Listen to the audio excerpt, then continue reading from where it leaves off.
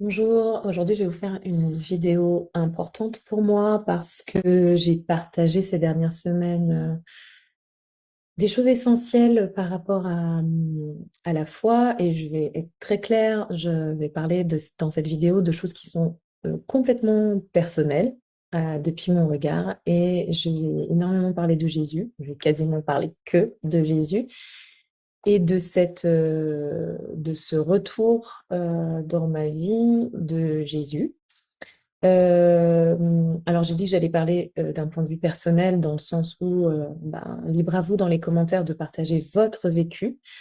Mais j'ai absolument pas envie de commencer à rentrer dans un débat idéologique, etc. parce que j'ai pas l'énergie pour ça. Et surtout, je n'ai pas de réponse. Donc, personne n'a de réponse en réalité. Donc, j'ai pas du tout envie qu'on commence à lever le drapeau de la non-dualité ou lever le drapeau du christianisme ou peu importe. Vraiment, baissons les armes. Juste, euh, si c'était possible d'écouter ce qui va être partagé avec soit l'ouverture et la possibilité enfin, soit tout simplement ça vous intéresse, soit ça vous intéresse pas, passez votre chemin. Voilà, il y a des messages qui touchent le cœur, il y a des messages qui ne touchent pas. Moi, si on m'avait peut-être parlé de christianisme il y a encore 6 mois, j'aurais sûrement passé mon chemin. Donc vraiment, soyez libres, vous l'êtes de toute manière, donc allez-y. Voilà, ça va clairement parler de Jésus et un Jésus qui est clairement celui de la Bible. Donc si ça ne vous parle pas non plus, je vous en prie. Et ceux qui sont curieux de savoir pourquoi je parle de ça, j'ai pas l'impression d'avoir vraiment le choix de le faire. C'est très challengeant pour moi de parler de ce sujet qui est le christianisme, que je connais très peu en réalité, de la Bible, que je ne connais pas non plus en réalité, mais je veux vous partager ce qui s'est passé pour moi ces 2, 3 dernières semaines, auxquelles je ne m'attendais pas du tout, qui a été euh, un retour, un retour de Jésus, un retour du Christ dans mon cœur, qui est encore voilà, c'est encore en exploration. De toute manière, je crois qu'on passera une vie entière en exploration. Et surtout, je me pose beaucoup plus dans cette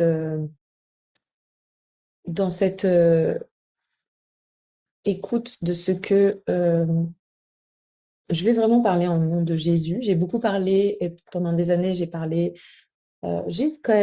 gardais quand même le mot de Dieu, mais je parlais de la vie, je parlais de l'amour, qui était très impersonnel.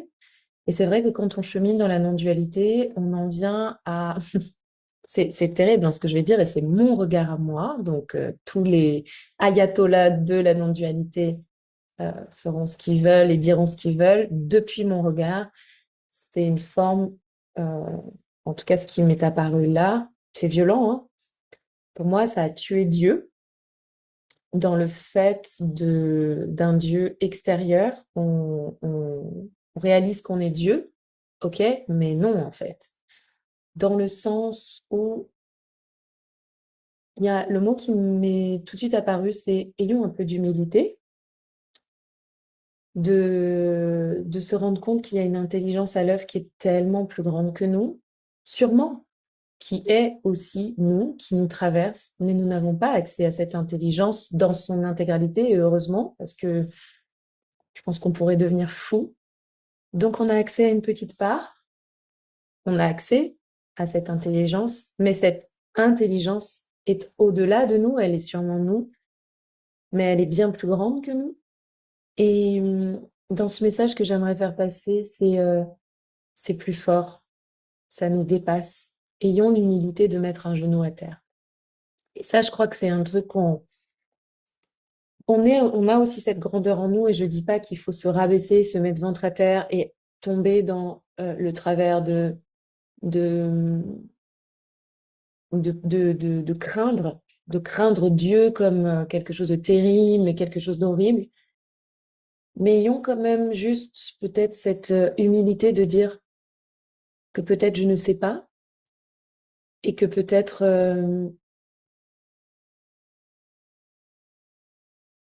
Il y a quelque chose qui a envie de continuer de nous enseigner. Voilà, c'est ça. Et pour moi, ça s'appelle Christ, ça s'appelle Jésus. Et peut-être que d'autres auront envie de trouver d'autres noms et pour qui ça résonne pas, Jésus et Christ. Mais je vais vous montrer en fait ce qui s'est passé pour moi. Je vais prendre étape par étape les vidéos qui m'ont, je pense, bouleversée ces dernières semaines et qui m'ont fait prendre conscience que, alors j'ai eu quelques conversations avec des personnes et personnes qui sont sur le chemin, en tout cas qui ont cette vision de l'ultime, de l'absolu, et pas forcément qui sont dans un courant non duel, sinon qui sont dans un courant de réalisation de notre vraie nature et aussi de s'ouvrir à l'amour inconditionnel et qui sont pour moi des personnes sincères et authentiques et avec qui j'ai parlé de Jésus et qui ont entendu ce que je partageais, mais qui n'ont, voilà, qui partagent pas forcément le même regard que moi, voilà, je garde, je prends beaucoup de pincettes, comme vous voyez, hein, pour parler, parce que j'ai la sensation qu'on sait vraiment rien et qu'à chaque fois que je pose une vérité, elle est tout de suite remise en question. Donc, ça n'est qu'un partage dans l'instant de ce qui se vit ici et qui peut-être la semaine prochaine sera remis en question. En tout cas, ce que je peux dire, c'est que quand on croit être arrivé quelque part, la vie, Dieu, et pourquoi pas Jésus, nous fait remettre très rapidement cette certitude qu'on a. Et voilà. Donc, ce qui s'est passé pour moi, c'est que j'ai commencé à tomber sur des témoignages de personnes qui étaient dans une colère ou qui étaient dans une vie bouleversée, des vies décorchées. Il va y avoir des gens qui sont toxicomanes, il va y avoir des personnes qui ont été battues par leurs parents, quelqu'un qui a vu son père assassiner sa mère, des personnes qui ont des vies vraiment de souffrance et d'errance. Et donc, j'en ai récolté à l'appel. J'aimerais presque toutes les mettre dans la description de cette vidéo, mais je ne sais même pas si ça serait possible. Et le message commun de toutes ces personnes, alors vous me direz, oui, mais c'était des sites catholiques, de chrétiens, etc. Pas forcément tous. En tout cas, pour la plupart, euh, même si c'est pas des sites chrétiens pour tous ont témoigné, tous ces témoignages que j'ai pu voir ont témoigné de la même chose, c'est qu'ils ont été sauvés par Jésus. Voilà, simple, net, pas plus compliqué que ça. Un homme au milieu de cette cellule toxicomane depuis plus de 15 ans, sur le point de se suicider, voit apparaître le visage de Jésus dans sa cellule, finalement arrête, et séropositif, j'avais oublié, arrête de vouloir se suicider et change complètement sa vie et la dédie à Christ, à Jésus. J'en ai à l'appel en fait, je saurais même pas par quoi commencer. Enfin, je vais toutes vous les mettre. Un rappeur très impliqué dans tout ce qu'on peut imaginer de drogue, de sexe, d'alcool, de bagarre, d'une vie de violence et d'errance, rencontre d'une façon assez incongrue Christ pareil. Une femme qui était dans le New Age depuis plus de 15-20 ans, qui parle qui parle de la loi de l'attraction, qui parle qu'elle a réalisé tous ses rêves, qui parle qu'elle était la vie Instagrammable, que son business fonctionnait super bien, se rend compte aujourd'hui que, enfin, pour le coup, elle, non, le ciel s'est ouvert et Jésus est arrivé dans sa vie et grand changement avec l'envie derrière de se baptiser, l'envie de suivre la parole du Christ. Enfin voilà. Donc je suis tombée sur tous ces messages.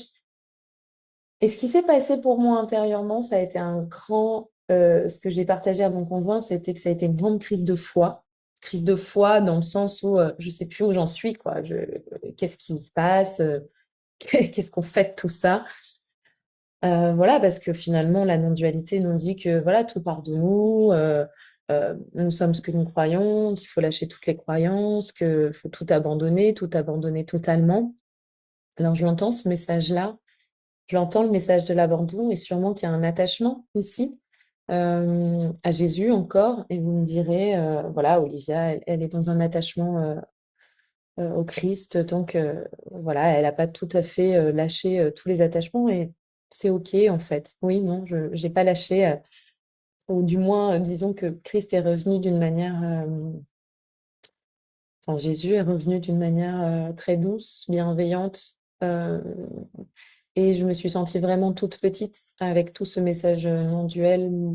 Je trouvais qu'il faisait pas le poids euh, par rapport à, par rapport aux guérisons, en fait, qui se passent dans cette voie du Christ, dans la voie de Jésus. Quand je vois toutes les personnes qui sont, je le redis, des amochés, des personnes perdues, des personnes au cœur brisé, des gens qui n'ont jamais goûté l'amour, peu importe, même c'est pas forcément obligé que ce soit énorme, mais euh, et cette rencontre avec le Christ, elle guérit profondément. Et je suis désolée de le dire comme ça, mais je vois pas de guérison miraculeuse sur ce chemin de la non-dualité. Alors là, je vais me faire vraiment des grands ennemis. Bien sûr qu'il y a des formes de guérison, de peut-être pour certains la fin de la souffrance, etc. Mais j'ai vu aussi des...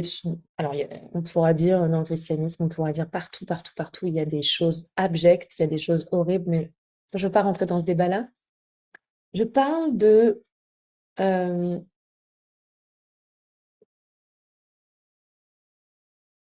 et j'ai envie d'intégrer Marie aussi à ça.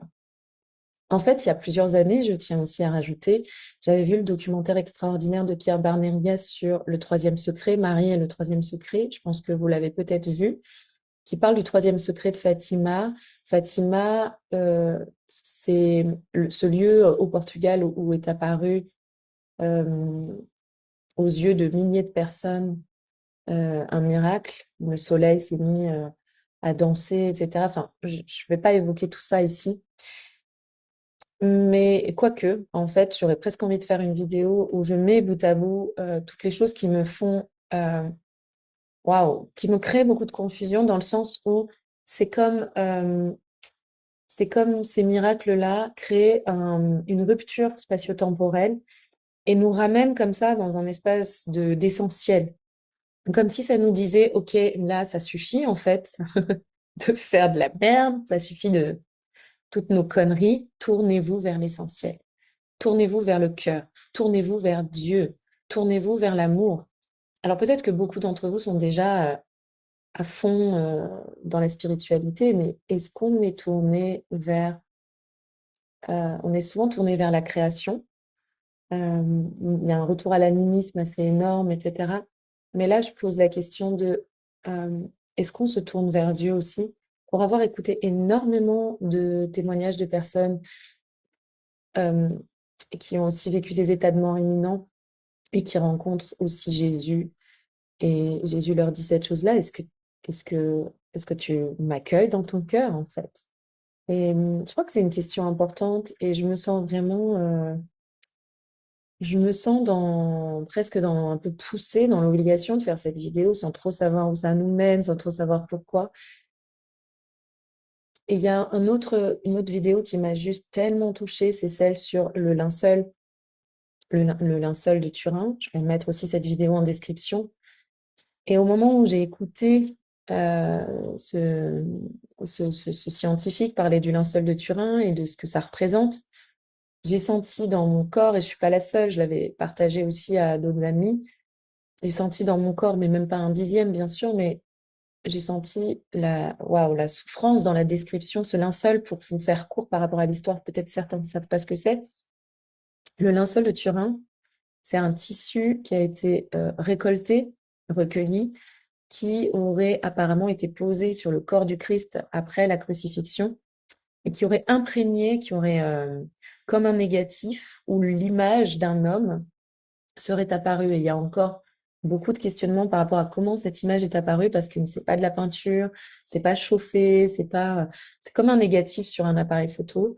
Et ce linceul, mais regardez la vidéo d'abord que je vous mets en description peut-être avant d'être trop critique par rapport à ce que je suis en train de partager, serait euh, prouverait en fait la résurrection du Christ et prouverait aussi la crucifixion du Christ parce que il y a tous les différents scories qu'il aurait, enfin toutes les marques des souffrances qui lui auraient été imposées, qui sont décrites dans la Bible, dans l'Évangile, notamment les coups de fouet avec deux bourreaux différents sur les bras, sur les épaules, combien de coups il aurait reçu. Enfin, tout ça a été étudié par des scientifiques qui se sont intéressés à ce bout de tissu en réalité, qui montrerait aussi la lance qui a transpercé sa poitrine, qui montrerait aussi des bras et un thorax qui auraient été allongés et qui montrerait qu'effectivement il aurait été attaché, les trous au niveau des poignets, le fait que son pouce n'apparaisse pas en fait sur le linceul montre que normalement quand on met les bras comme ça, ben, on voit un pouce, mais là comme il a été planté au niveau du poignet, du coup son nerf qui tient le pouce a lâché et ça montre une main qui est rétractée comme ça. Le fait que la couronne d'épines était en fait une tiare avec énormément de pics qui lui ont fait énormément souffrir, qui a été plantée, qui a été incrustée dans sa peau avec toutes les marques de sang qui sont là. D'autres choses aussi, le coup de poing qu'il aurait reçu, énorme. En fait, il voyait plus d'un œil. Le fait qu'il ait eu le nez cassé, pareil, il a été battu pendant son jugement. Le fait qu'on lui a arraché une partie de sa moustache. Alors ça, je crois que c'est un autre moment pendant le jugement pour un autre fait qui lui a été reproché. Le fait qu'il ait les genoux aussi. Il est tombé 3 fois. Le fait qu'il ait les genoux ensanglantés. Il y a plein d'autres choses que ce linceul dévoile et qui corrobore, qui soutient en fait le texte et les évangiles dans la manière dont cet homme a été traité. Et je trouve ça très fort en fait que ce bout de tissu témoigne de tout ça et ça a rendu l'homme Jésus beaucoup plus vivant en fait. Et cet homme a vécu, et s'il y a bien un fait dans l'histoire dont on ne peut pas contester aujourd'hui, même scientifiquement, c'est l'existence d'un homme qui s'appelle Jésus. Après, voilà, on a rejeté le fait qu'il soit un messie, le fait que son message, etc., et qu'il est même pas les miracles ont été acceptés dans beaucoup, beaucoup de textes historiques. Bien sûr, il y a la Bible et le Coran aussi parle de Jésus et relève des miracles de Jésus. Euh, donc voilà, qui s'appelle pas Jésus dans ce texte. Mais voilà, il y a beaucoup de choses dans ces vidéos que j'ai pu voir qui vont toutes dans le même sens, en fait. Qui vont toutes dans le même sens que cet homme a vécu sur Terre. Il a été annoncé 500 ans avant son arrivée comme étant la personne qui nous montrerait la voie pour accéder au divin. Et je crois que ce que Jésus nous montre, c'est vraiment ce total abandon à la mort, que ta volonté soit faite.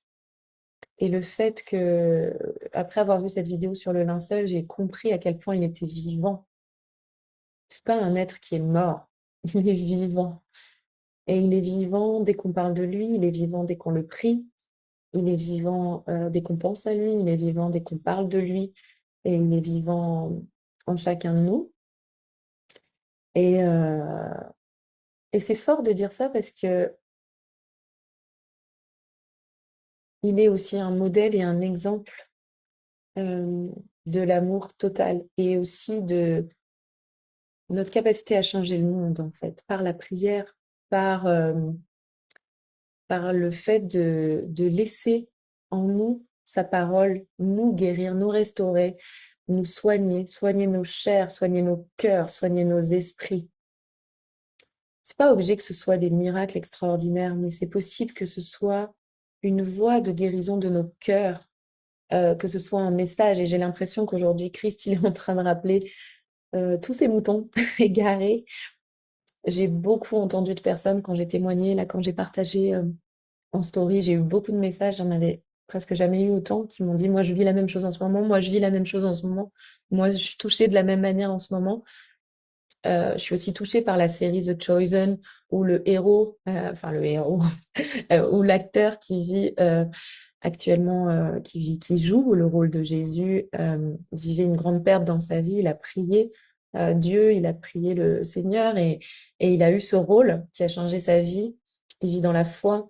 Et je trouve que c'est dommage de jeter la foi, c'est dommage de jeter l'abandon à l'amour, pour moi, qui passe sous la forme de Jésus. Alors peut-être que tout le monde n'est pas sensible à Jésus, hum, mais ce retour du Christ, ce retour de Jésus en nous, c'est comme si c'était la voie par laquelle on allait pouvoir vivre enfin ce changement qu'on attend tous, planétaire. Peut-être, c'est une possibilité. Je ne dis pas que c'est une vérité, mais je dis que c'est une possibilité et que ce retour qui a été annoncé aussi dans les textes, c'est peut-être un retour en chacun.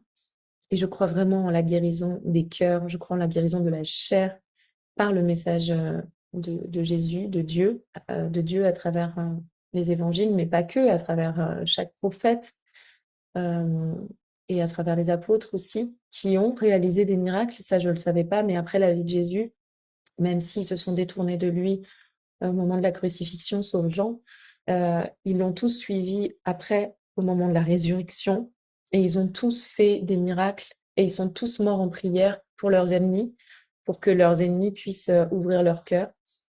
Ça, je crois que c'est le message central de Jésus, c'est prions pour des gens qui sont proches de nous, mais prions encore plus quand on se sent affaibli, quand on se sent acculé, quand on sent en face de nous quelqu'un pour qui on n'arrive pas à avoir de l'amour, on peut au moins prier pour cette personne. Prions pour que son cœur soit touché par l'amour, prions pour sa guérison, prions pour sans supériorité, sans se dire moi je sais, lui ne sait pas, mais juste je prie aussi pour réussir à ouvrir mon cœur à certaines personnes, voilà, ça aussi et s'en remettre à la prière.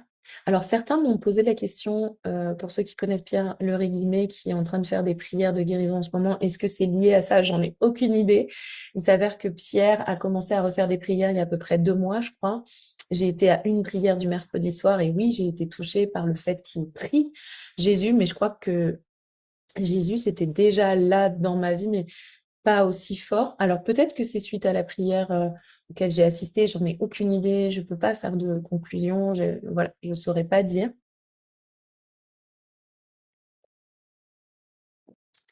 En tout cas, dans tout ce que j'ai pu voir, j'ai été extrêmement touchée par l'amour, l'exemple de Jésus comme enseignant de l'amour. Il est un enseignant de l'amour.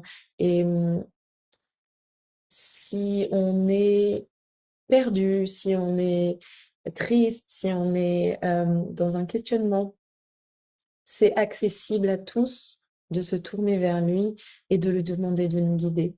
Et je crois qu'il attend que ça, en fait, qu'on puisse retourner à lui ou le laisser lui rentrer dans notre cœur.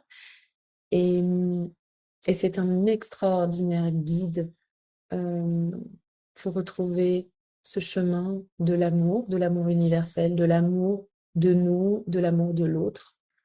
Et voilà ce que j'avais envie de partager. Alors, j'espère que ce message vous trouvera, comment dire, oui, vous trouvera dans une forme d'ouverture. Si c'est pas le cas, j'espère que vous saurez et aurez la compétence ou la qualité de rester doux dans vos messages, dans vos commentaires. Je vous remercie de votre écoute et je vous souhaite une belle journée. Peut-être que si vous avez d'autres questions et si vous avez envie d'en savoir plus par rapport aux témoignages que j'ai pu voir, vous les mettrez en description. Et n'hésitez pas à me poser aussi des questions si vous avez juste peut-être envie que j'éclaircisse certaines choses. Voilà, je vous embrasse.